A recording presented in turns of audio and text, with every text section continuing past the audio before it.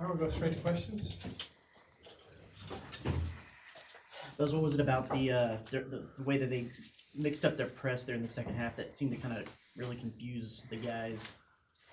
Well, as you and I talked about yesterday, they as unique as they are offensively and as potent as they are. I mean, the number one offense in the country, one of the fastest teams in the country. They're also number one at creating live ball turnovers, and a portion of that is the aggressiveness that they play with on the ball. But I also think a portion of that is every defense that you've seen a team play, they play it. And so it's such a unique prep because you have to figure out how you're going to slow them down. But then offensively, because they do such a wide variety of different things in the full court and the half court, you have to have a distinct plan. And I'm not saying that they weren't doing those things in the first half. We were just better at handling them in the first half. And I didn't think that the start of the second half we were awful. I think we lost the first ATO by 1. But that next 8 minutes, we were just too tentative. Our plan didn't change. They were changing multiple changes, which they had been doing prior to then.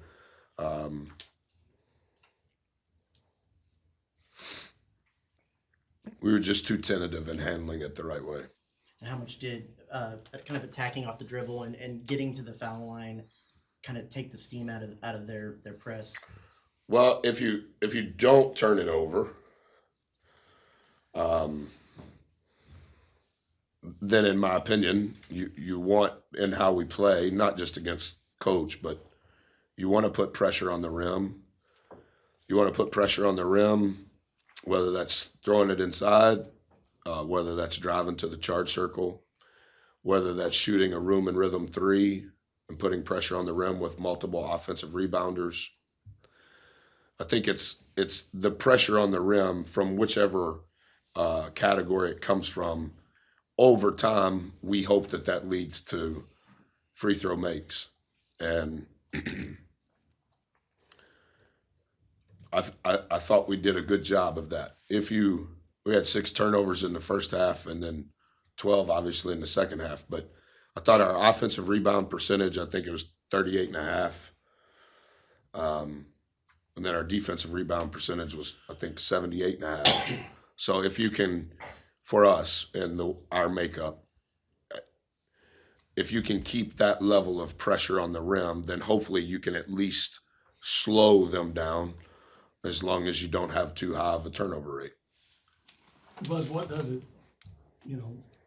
what do you take from it, though, when they get to 4, but your guys withstand that and is able to, go respond to that with a 12-0 run? Well, we were immature in some regards. I thought we played to the scouting report and did a really good job in the first half. I thought we were just okay the first few minutes of the second half. And then we were too tentative.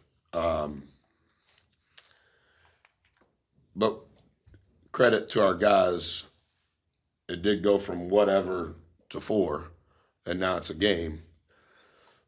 But it was a game before it got to 4. And I think our guys are growing up. I don't think that they're blaming. I don't think that they're complaining. I don't think that they're trying to defend their action. I think that they're together.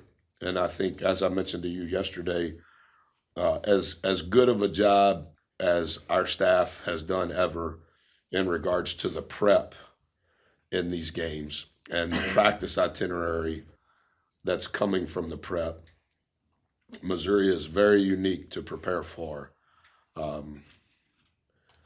But I don't want to discount that the effort and the togetherness that our guys have played with since Christmas has categorically been the separator. And Coach, can you talk a little bit about some of the adjustments you had to make in game and kind of the importance that you placed on those? Well, we play them again, and Coach is my hero. I love him. I love Desiree. I love CY. I've known Coach Nutt. I coached against Coach Nutt when I was in my first year as a head coach. Like that, you might not could find a better team of people specific to their character and skill. I don't really want to say too much on that. Not that you're asking me to say something I don't want to say. I just think that you have to, because of how they play, it's such a delicate balance of how much time do you spend on them, because on both ends of the floor, they're unlike anybody arguably in the country, which is why they're so good. I think 12 out of their 15 games, they had scored over 80 points. And so you obviously need to figure out how you're going to slow them down, or we can't play with them that fast. And then defensively, whatever the words are, what do? The kitchen sink is what they do in the full court, in the half court.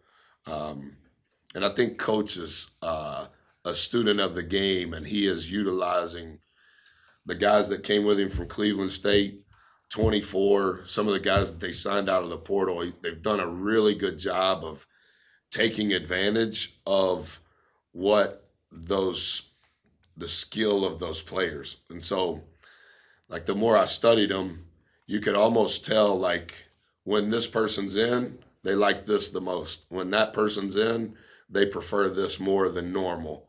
I really enjoyed studying them. I knew they were good. I guess I watched their game against Missouri, because it always seems to happen the first night that we're off after Christmas. But that was the only time I'd studied them. And obviously I love Kwanzaa and have known him since I was young. So I just think they're a really hard prep. What do you tell your guys, I guess, in regards to knowing they can score the ball so well, and like you mentioned yesterday, likely to be ebbs and flows in this game, not to take anything away from their confidence that they were going to get back into the game, but just kind of how to brace for if they do start to make some shots and they do start to tighten that deficit? Well, I don't think that I think they lost to Kansas. I think they lost to Arkansas. Is that right? I think so. So I don't know how many two-loss teams there are in the United States, but at the highest level, it's very few. They have really good players, and they played, in essence, they played 10 guys over 10 minutes. And I believe, I know that Zero played less than that, but close to 10. I believe they had 4 double-figure scores going into the game, with every single player that had played through tonight having attempted a 3. And so, yeah, they're going to make plays, and it's a constant tug of war. Are you going to play the way you want to play that gives your team the best chance, or are you going to try to join them and play what they have proven to be their elite at doing? You talk about their offense being so powerful. In the first half, they went almost 11 minutes without a field goal. What can you say about your defense being able to stifle them like that in the first half? I think they were averaging 63 balls shot per game, shooting 50% from the field, shooting 26 threes per game, making 10 at 37%. They play with a really low turnover rate, and I think that helps their points per possession. And from an effective field goal percentage, because they make so many threes on average, because they don't turn it over, it's just really hard. And you know, like, because of how we play defensively, typically speaking, we are going to force the opponent to shoot more than their average number of threes. And so long shot equal long rebounds, and they play 5 out, 85% of the possessions, they're going to 5 out in transition, and then they play 5 out most of the time in the half court. And so now here comes their forwards on the rise of a shot. They're running in with long shots and long rebounds. And so they force you into rotation off the bounce from 5 out, and they're making decisions based on how you help. And again, it's a credit to Coach. You can tell he has studied and prepared for this opportunity. Like, you can almost tell as they go that they know where the help's coming from, and they know the first pass that they want and where the second pass is going. And it's happening as the ball is in flight. And so if your rotations are, let me exhale, or goodness gracious, I can't believe I got to run out there again. If you have a second of hesitation, they're gonna have success. And Coach, you also mentioned them and their double-digit offensive players, but for you guys, all 6 players that got over 10 minutes were in double figures. And so what is something that you take from that offensive showing tonight that you want to carry on into the season? Oh, that'd be great if we could do that. I think that's the first time we've done it all year. We're happy that H made a shot in 2023. That helps us a lot. I thought Boots made play after play after play. I thought Henry was as good as he has been all season in the first half. We're beginning to be reliant on Jew. He's playing with a high level of confidence. And Dexter followed up the game of the year on Saturday, in my opinion, even though he had less points, with an even better performance. I told him today, you're going to make shots again. We're past that, so let's let that go. But today you'll have a double-double because you can put pressure on the rim. And the one thing to your question, ma'am, so tonight they missed 24 threes. And I would say, specific to Dex, I would say that 7 or 8 of those defensive rebounds of his 11 came off a missed 3 when that ball is just ricocheting all over the place. He pursues the ball as a rebounder as well as any guard other than Boots that I've ever coached. And to have them on the team together, I think that helps Jew and Henry. How does really good rebounding compound really good defense? Well, every coach is a little different on how they view that. You know, like when I was trying to figure out what this was, you know, Coach Popovich wanted to finish last in offensive rebound percentage because he wanted to finish first in transition points allowed. Tim Floyd is one of my heroes. Obviously, he spent most of his career at UTEP with Coach, and it was the same philosophy. What's your plan on the glass? Priority number 1. What's your plan in transition defense? Number 2. Can you take good shots? Number 3.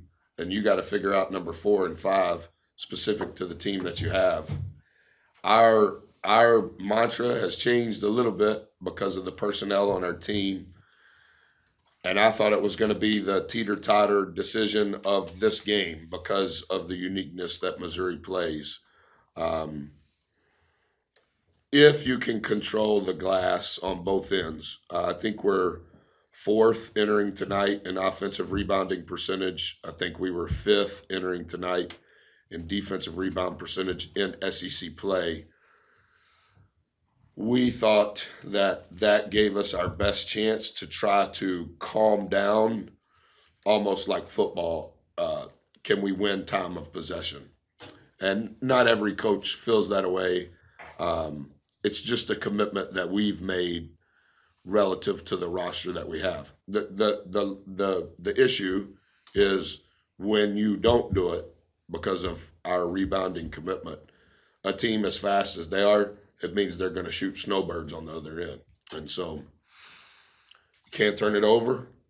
And then if you're gonna get a shot and you're gonna miss a shot, the commitment to go get it again, you better get it more often than not, because if you don't, they're gonna score on one pass or less. That is 39% of the shots that Missouri has taken has occurred in the first 6 seconds in the first 15 games. 59% of the shots that Missouri has taken has occurred in the first 12 seconds. Their average length of possession is top 20. It is a fast moving train. I know you heard that at the prom. It was sung by Restless Heart. Fast moving train.